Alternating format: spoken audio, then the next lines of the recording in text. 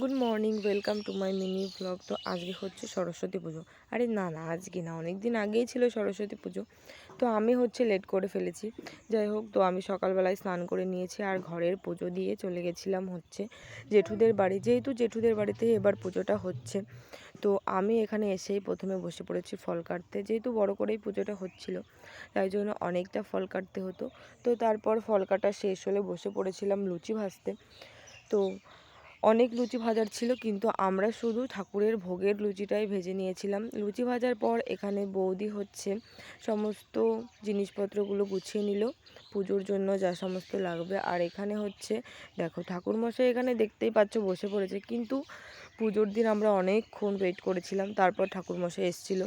তারপর পুজো শেষ হলে এই পুচকিটার ছিল হাতে খড়ি, তো ওর হাতে খড়ি দেওয়া হলো। আর দেখো কত সুন্দর করে সেজেছে, শাড়ি পরেছে, তারপরে মাথায় ফুল নিয়েছে, অনেক সুন্দর করে সেজেছিল। তারপরে পুজো শেষ হলে আমরা এখানে বসে পড়লাম প্রসাদ মাখতে, আর আমি ওখানে বসে বসে কলা ছুলে দিচ্ছিলাম। যাই হোক, তারপরে সবাইকে প্রসাদ দিলাম, তারপর নিজেও প্রসাদ খেলাম। আর লাস্টে দেখো, আমার ভাই এখানে 2-3টে ছবি তুলে দিয়েছে। তো তোমাদের যদি ভালো লাগে অবশ্যই সাবস্ক্রাইব করো। আর আমার দেরি হয়ে গেছে, তাই জন্য প্লিজ সরি।